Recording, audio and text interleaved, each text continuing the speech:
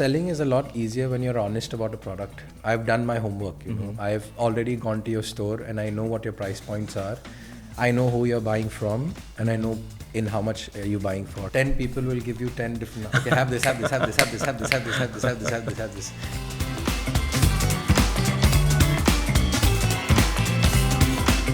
We also opened an office in China in 1995. We have supplied to brands like Walmart. We've become one of the top suppliers in the US. We supply to Steve Madden. We've supplied to Zara. We've supplied to Anthropologie.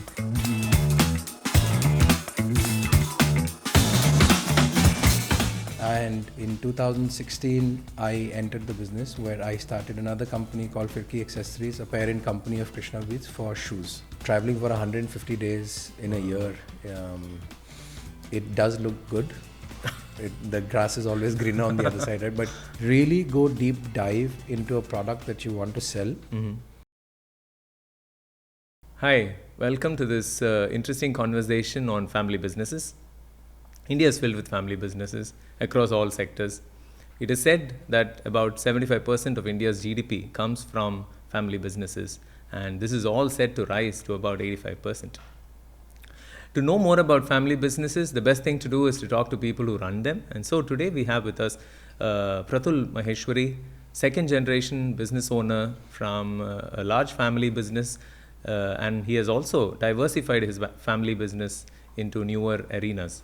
Very interesting. You are in a space that is growing, seeing a lot of changes, lifestyle, and you belong to a business that was started many years ago. Correct. So tell us a little bit about where it all began. How did your dad get started? What inspired him? So my dad started his business in 1979. It was a small business that actually, it was a part of a small business that my grandfather started just 2 or 3 years ago. He used to make beads, glass beads. So it's a small town in UP called Firozabad, where it's famous for glass beads and glass bangles. Wow. And at that point where my grandfather was only selling to local vendors, 1979, my dad, when he entered, he aspired that this should not only be at one place, it should be globally there, right? So that's where he started reaching out to the Gulf countries and where he diversified his business from just beads to tasbih beads. They use it for chanting. And it went on till from in the Gulf countries and till 1991 he was doing this. Until the Gulf War actually hit him. And at that point, from there onwards, he started toys. Wow. So it was completely, it changed to toys as well. So this was baby toys at that time. He also started kids' jewelry. And he did this for about 3 years. At that point, we also opened an office in China in 1995. 1995, he opened his office in China. For about 10 years, he ran that office. No, for 20 years, he ran that office. Almost 20 years, he ran that office. And during this entire time, when he was doing the fashion jewelry bit, he did this for about, we are still doing it, but the peak was till 2008. We have supplied to brands like Walmart. We've become one of the top suppliers in the US. We supply to Steve Madden. We've supplied to Zara. We've supplied to Anthropologie. We've really diversified the entire the market just from what my grandfather had a thought about as a local vendor, where he took it abroad, faced a lot of challenges, I would say. And in 2008, from fashion jewelry, my brother enters in the business, my elder brother. He takes on to a new category, it's scarves. Wow. So 2008, my elder brother started scarves in the same company, Krishna Beads. In 2012, we started another division, which was bags. Wow. And in 2016, I entered the business where I started another company called Firki Accessories, a parent company of Krishna Beads for shoes. And right before that, I was actually living in China, taking care of the China office also. So I was in China for about 3 years in a place called Yiwu, where I was taking care of manufacturing of fashion jewelry, scarves and bags through a lot of vendors. I faced a lot of challenges. the language barriers. I just started eating non-veg, I think, after that. Survival strategy. Yeah, survival strategy. Just it hit at that time.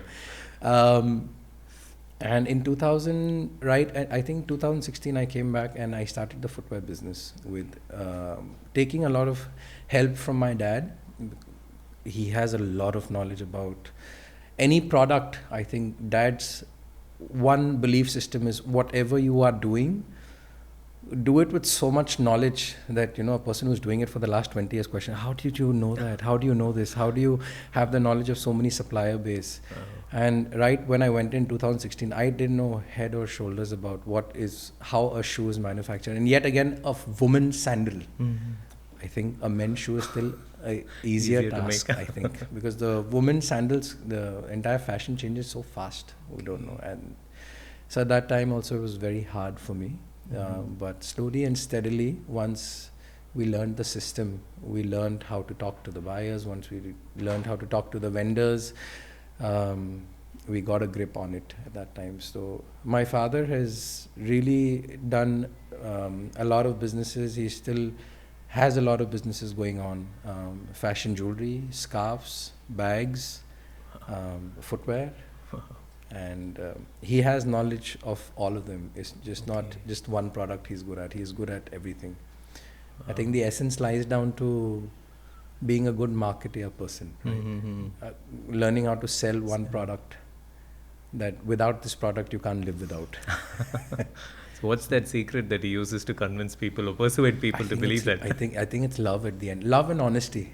Wow. Yeah, I think it's love and honesty. I think being humble and being grounded for everything that you have in your life. I think if the opposite person can tell, maybe, I don't know, but that's the technique that I also use, I think, with me. Very interesting. So you got into your family business straight away in China, or did you start in India at all? It all started, I think, right before China. I was working with Dad, getting to know a lot of on how do you sell jewelry, how do you make jewelry, or asking my brother, okay, what are the components that go into making a scarf, what kind of fabrics is it? So for doing all of that, because my interest was there, so when my dad saw this, he came up to me and he gave me a ticket for Turkey at that time, saying that you have to go to Turkey and there are these clients that you have to meet.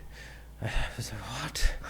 I don't want to go. I don't know. I was so nervous at that time, and who knew that it was a starting point of being a travel bug and ever since that I've traveled to so many countries, visiting so many clients in Poland, Spain, USA, Mexico, South Africa, Dubai. We've been to so many places, traveling for 150 days in a year. It does look good. The grass is always greener on the other side, right? But traveling with 3 or 4 suitcases, each weighing about 28 kilos, I think that's something that teaches you a lot of things. And to open up the same suitcase, showing the same thing, packing the same thing again and again, going to the hotel and having that 6 hours of sleep, I think. But that was the rush. Yeah. That was the rush that was there. And of course, it came down after COVID. But that's what it taught me a lot, how to be out there. And this is something that gave me a lot of confidence. And I think a lot of entrepreneurs need this, to come in the front and talk about themselves to people and don't be scared about what people are actually thinking about. Am I big or am I too small? Maybe my experiences are small, but my learnings might be a lot bigger, right? Yeah. And China was really good for me. It was an eye-opening thing, because in China, people work without any... They have hours that they're working from 9 to 9, but they're working very diligently. I learned the entire manufacturing process of fashion jewelry, of scarves, of bags, of belts as well. I had a lot of learning. The graph was up and down, up and down, up and down. And right when I came back is the time where I started, when my dad had told me that, okay, we are going to start another division called with footwear. And the older me would have been a little shocked at the same time, but I was very happy that I've been giving that category, okay, son, this is a category that you have. I come from a family where I have 2 elder brothers as well, as I told you. One elder brother is already taking care of the scarf division, and the other, the eldest brother is helping dad with the manufacturing plant of bags in Delhi. Oh. So it was a learning graph for me, as I said, when I came back from China, and I put the same thing in footwear. Getting to learn everything from the base, having knowledge about where the leather comes from, where the PU comes from, where is the last coming from, what are measurements. These are a lot of things that I've learned over the last 8 years. Wow. And as a person who's constantly traveling to these places, how do you manage? So when you go to a different country, obviously the culture is different. The way you do sales is different. Correct. What you should say, what you should not say. So I'm sure you have enough interesting anecdotes. So if you can share one or two, which is interesting for. I think selling is a lot easier when you're honest about a product, right? When you know your product is really good, because I've done my homework really. I've done my homework, you know. I've already gone to your store and I know what your price points are. I know who you're buying from, and I know in how much you're buying for. Okay. So that brings a lot of confidence to me that, you know, I know you're going to like the product. It's not arrogance. It is preparation. It is preparation, I would say. Going to all the clients and different cities, the French don't want to come straight to the business at times. They want to probably talk about your whereabouts and how everything is. The Spanish are a bit different. Germans are way different. So the Polish people are even more different. They want to chill for a lot of time just before you actually start doing some business. So honesty, as I said before, honesty, staying humble, selling what you have because you've done your homework before, so you know what you're selling is good. I think that is something really that I've learned from. And no, I mean, it's interesting because your dad is in the business, your brothers are in the business, you're in the business. Oh, my mom is also in the business. Oh, wow. So my mom actually ran a business when the China office was open. That woman has really learned. She didn't know how to use a computer before, but she's learned it slowly and steadily how to sell on the computer. So she used to buy toys from China and supply it to the Germans. There was a buyer called Fantasia Land, and they used to sell containers and containers of toys. That's about it. So she used to sit behind the computer and talk to the Chinese in the English that she knew at that time. But without her in the office, everybody is kind of shaken right now. So she's the essence of the Krishna Beads and Firki accessories company right now. Yes. So it looks like learning just runs in the household. Oh, yes. So it's like you're constantly learning. And so one of the interesting things that you also share for entrepreneurs is to know your product in and out and how it's made. Correct. And so when you understand the value creation process, then you can actually bring a lot of things to the customer. Yeah, exactly. I would say if you're in the manufacturing process, my biggest learning was from my father or from my brother is really go deep dive into a product that you want to sell. You should be able to make and match the product to the buyer's knowledge, right? How much do they want it at? Can I make the same sandal for 10 euros? Can I make the same scarf for about 5 euros? Unless your foundation is strong. So what I started designing the sandals myself. Maybe I designed 100 sandals, but out of the 100 sandals at that time, my selection ratio was maybe 10 out of 100. But that ratio slowly went up. So out of the 50 sandals I would make, 40 would get selected. So the graph went up, learnings went up, mistakes came down. But my father never told me don't make a mistake, because I know he believes in it. You can make a mistake as long as you know what you're doing. If you realize your mistake, it's a good thing, so that you don't do the mistake again. So can you talk to us about how this is handled? Because one of the things we find really difficult in entrepreneurs is everyone knows that they're going to face failure, face difficulty. And while we talk about all that, the reality is that when the failure comes, it's very hard on people. Yeah. So I'm sure through your experiences, I'm sure you've seen enough failure to know how to overcome it. So how did you and your dad, like for example, when you had a particular failure, how did you and your dad react to it or respond to it? How do you take it and how do you get over it and move on? I'll give you a small example. For my father, the biggest setback in his business was when he was doing fashion jewelry initially in the US market. In 2008, there was a ban on certain elements, chemicals that came about. So every jewelry had to be tested with nickel, cadmium and lead. Okay. And it had to be free of lead because if a kid swallows it or something, it could be fatal. When this law came by, we were pretty shaken up. I was a child back then, of course. I was studying at that time. Okay.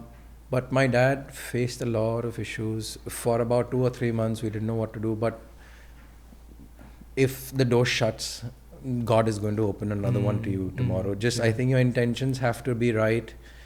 Your intention has to be, what you're doing has to be pure within. Yeah. If your intentions are pure, I think you will fail, but you will rise the next day. Yeah. Failure is a part of success, right? Yeah. And until you know what you failed at, until you even know what the detail is, how did you do this? Why did you do that? So that you don't repeat the mistake the next time. So I think learn from it rather than sulking on it. Okay. Sulking would be a strong word. I think just grow from your own mistakes. Grow from the mistakes. Yeah. Interesting. So lifestyle as a space, I mean, I'm sure when your dad started, it was not like so fancy like what we hear today and so easy to tell people about it. Correct. He had to really probably, work very hard for it. And he has probably been one of the early people to create this space in India. Yeah. Right. And now with all of you involved in the business, how do you see this space today in India? Is it growing?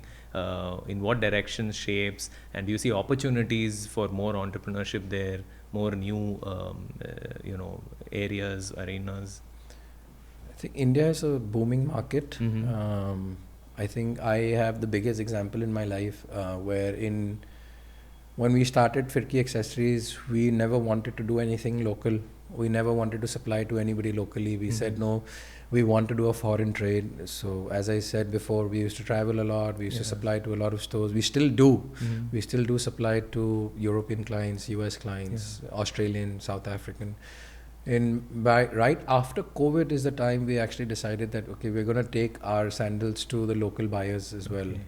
And believe it or not, at today's time, their quantities, India being such a big market, right? India's volumes are much bigger. Taken the entire Europe for me, as from the footwear side of it. The quantities are really big here, so entrepreneurs should focus on. There are a lot of opportunities in India itself. In the domestic market. Correct. Yeah.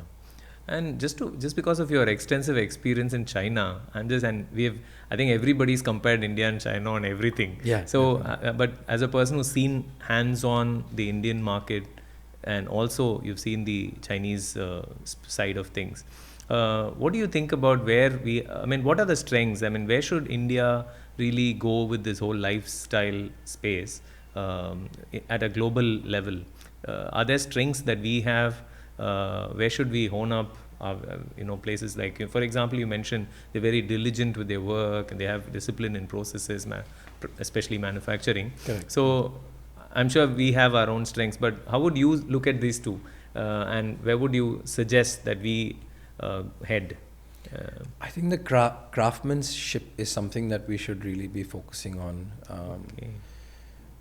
We Indians, if we really focus upon, we can come up with a lot of solutions for a lot of things.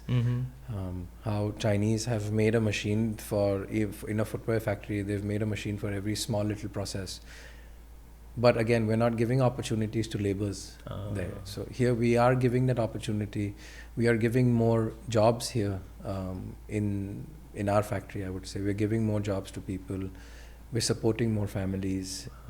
Indian craftsmanship is something that cannot be taken away because it lies in our essence. It comes from it's a DNA that it's been there with us from a very long time, through our mothers, through our forefathers.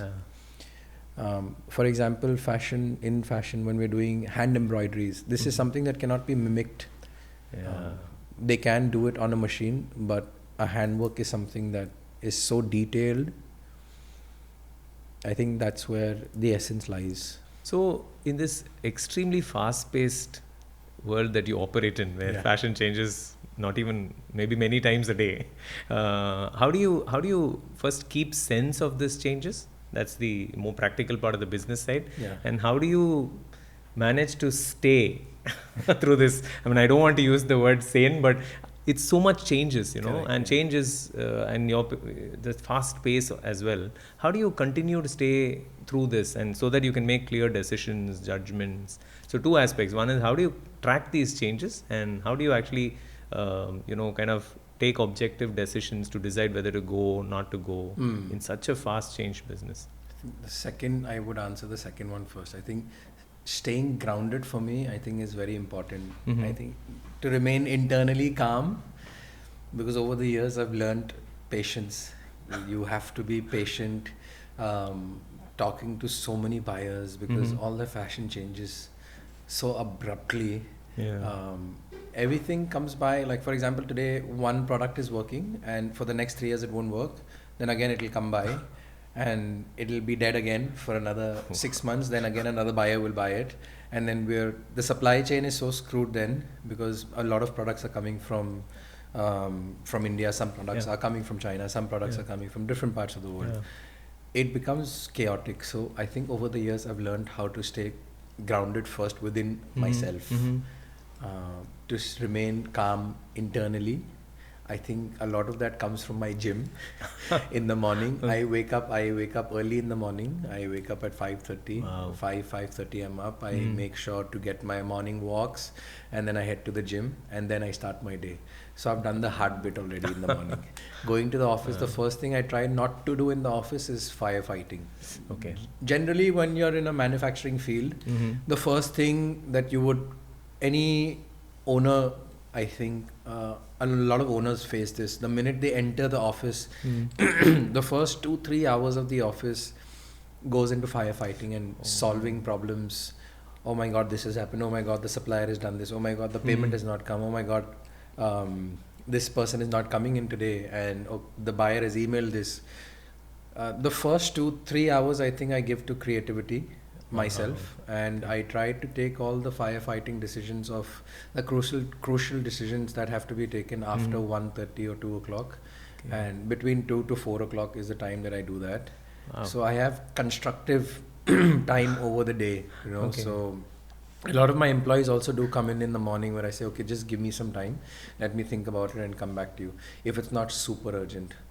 If it is super urgent, I think you have to give in that time, but being grounded.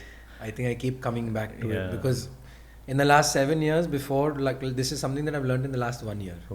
7 years I've gone through this up and down, facing a lot of challenges.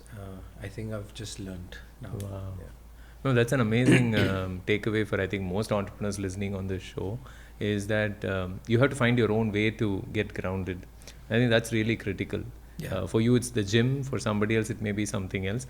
And do yoga, do breath work. They do a lot of things. And I think the second biggest takeaway for all our listeners, and I think this is really interesting, is how do you block your day? So, for example, you block your morning half when you get to office. Everyone wants to work on what's urgent. But then keeping all the urgent for the afternoon and doing what's important. My God, that is so good. I mean, so I think that calls for a lot of discipline and routinization of how you use your time. Great. So 2 great tips for our entrepreneurs. But I go back to my first question.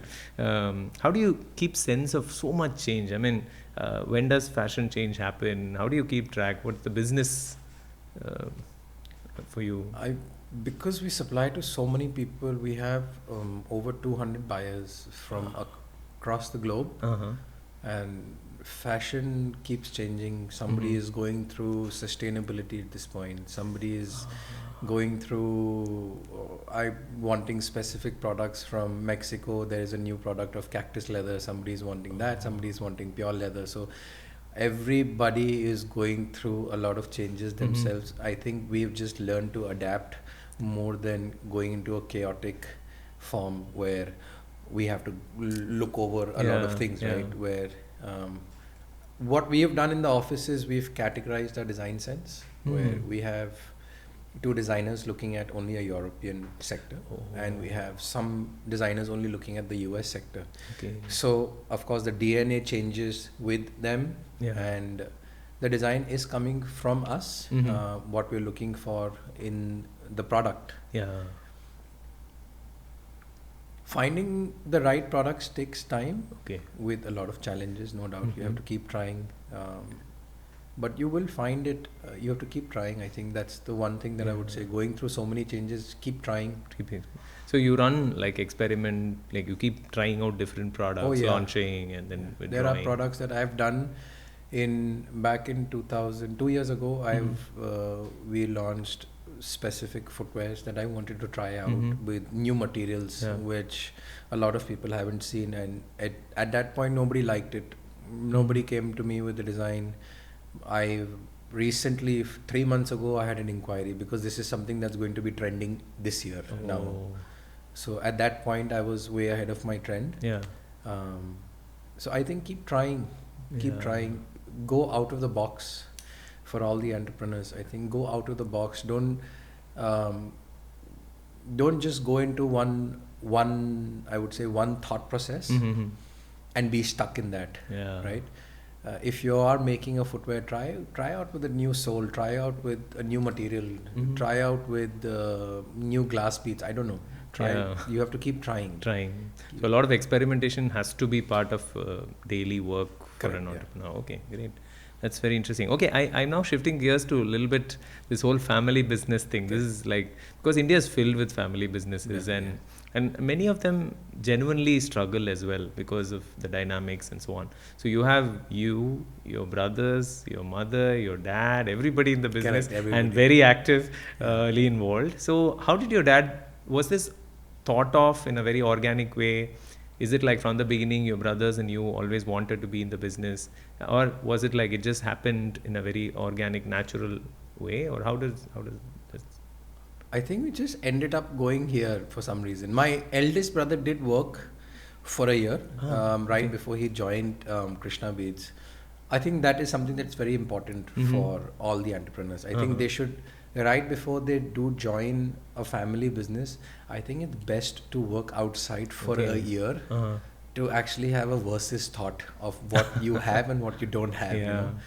When you are in a family business, no doubt you have a family to lean on, right? In a family business. But when you're working outside, you become independent. You become a risk taker. Okay, it's my thing. I can do whatever I want, right? It's my job. I think dad somewhere had a plan. Okay. There are 3 sons and 3 different directions. They are all going to be. They're going to do 3 divisions. Not directions. Sorry. They would do 3 divisions. That's where I think somewhere we all 3 of us aligned in a way that now actually what happens is my elder brother Pulkit, he's taking care of a garment factory in Delhi. My dad is running a fashion jewelry and garments business in his own factory and bags, and me and my eldest brother are taking care of footwear now. So this was not planned, of course. It's just that I think God aligned us in such a way that the entire Bombay side has come to me, my elder brother and my mother. My mother takes care of the production now. I take care of the marketing side of it and the designing for the footwear. My elder brother is in Delhi and my dad also isn't based in Delhi. So I don't think it was planned from any 3 of us. It was, I think, dad's and God's plan. And so when when multiple generations are involved in decision making, so obviously we all look at the world in different ways. Your dad like literally grew this business from almost nothing. Since his worldview and your worldview and your brother's worldview are going to be different. So when you all sit together and take decisions, when you have to decide on something, how do you deal with kind of conflicting situations when you have different views? How do you kind of overcome those? What's the general pattern? I mean, how does this work? I think constructive listening. That is something that in a family, dynamic has to be very important. You have to learn how to listen to people. You have to stop assuming. Okay.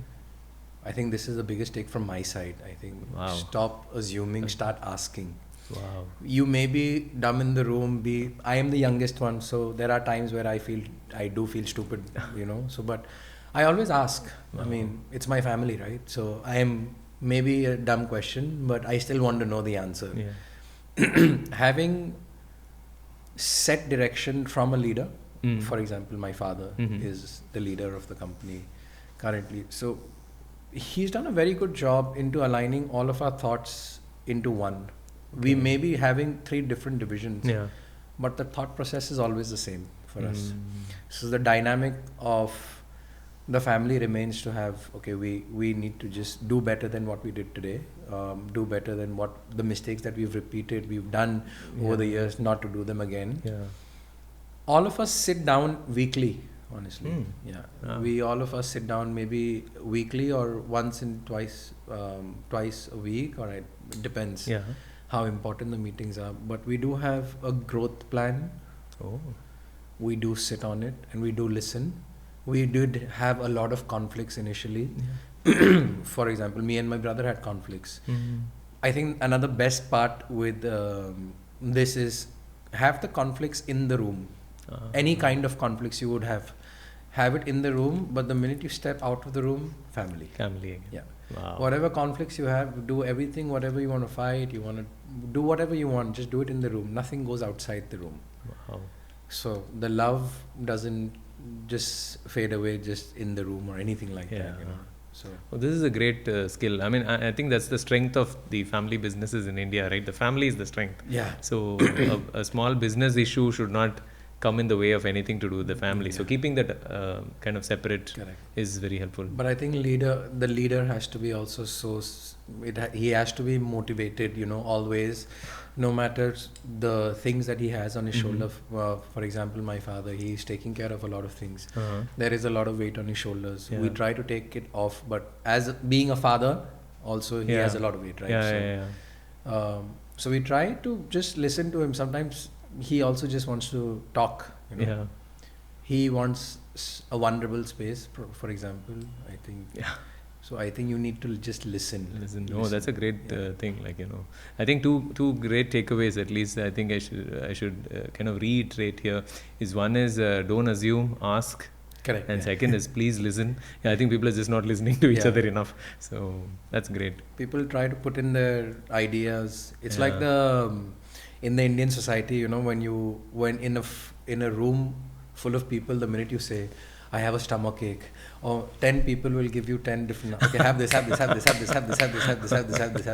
So instead of doing all of that, go to somebody who's actually giving you the direction. Go to a doctor, right? Take prescribed medicines. So we have a lot of these students, young next generation family business owners, part entrepreneurs, wanting to get back into the family business, and they go to study for a year or so. One such example is our 1-year family business and entrepreneurship program, where we get students with about 2 years, 3 years work experience, largely with family business, and then they want to come here and then go back and grow it, diversify, and so on. So what would be your kind of advice on how they should use that year, what they should do, what they can do, to get the maximum value before joining the family business?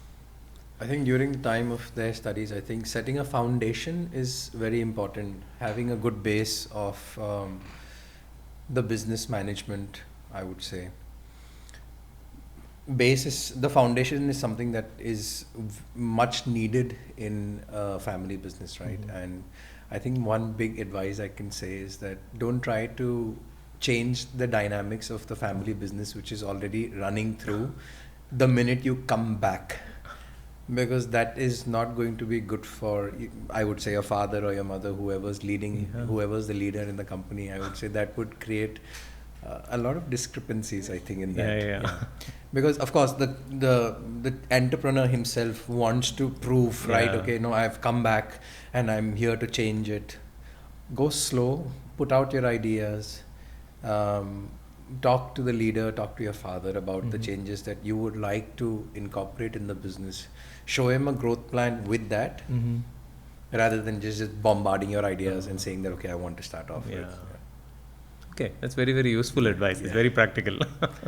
Something I've learned. I tried doing it before. It wasn't good. That's very useful. So, as a person who's working with clients across the globe, how useful or what would be your suggestion for students to kind of gain international exposure, networking as they study?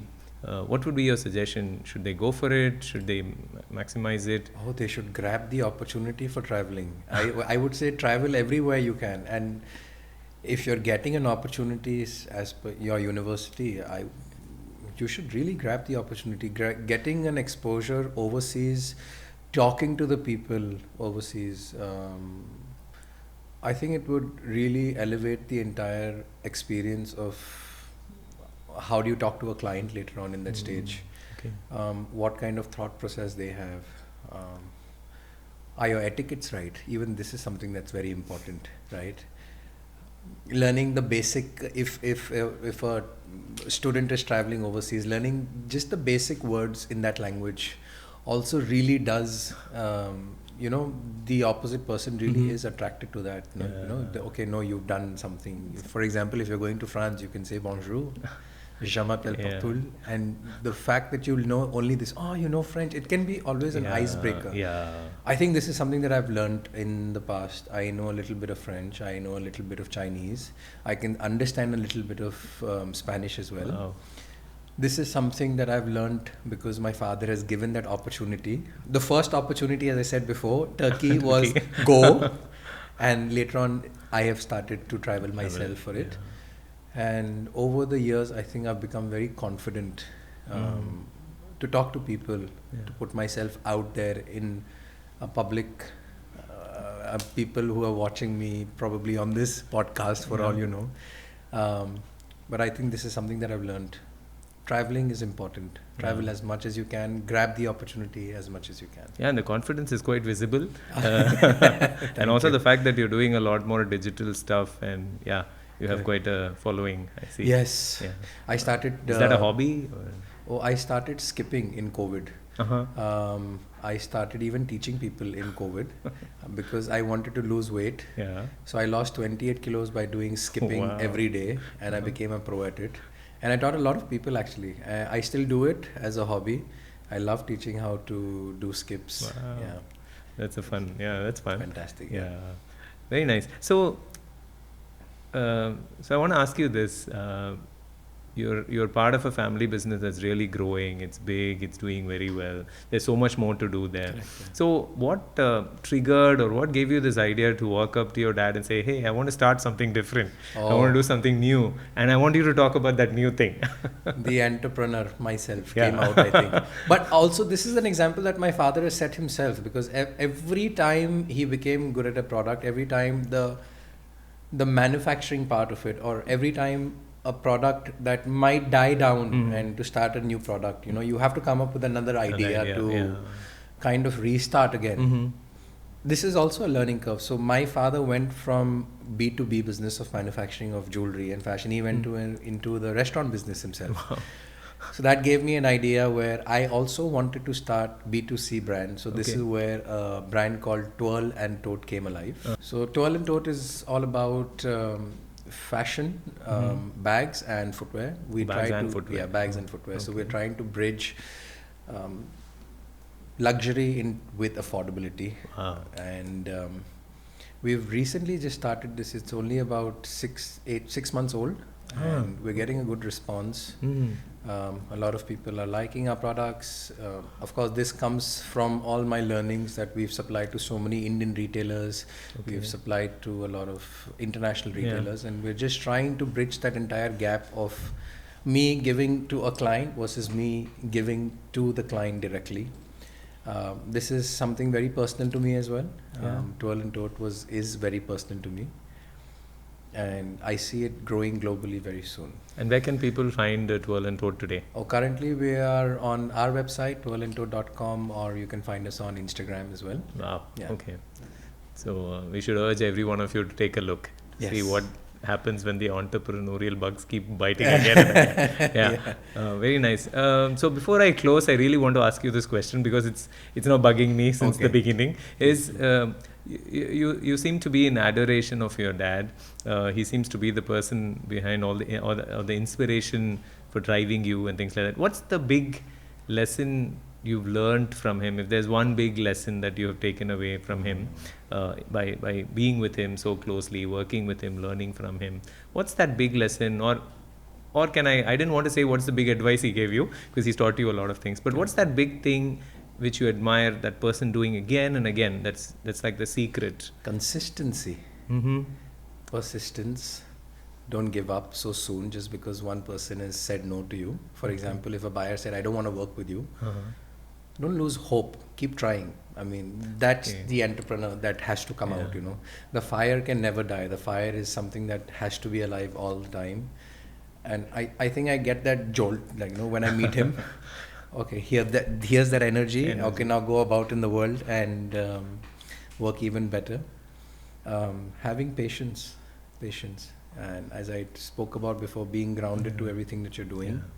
I think that's also very important. Okay.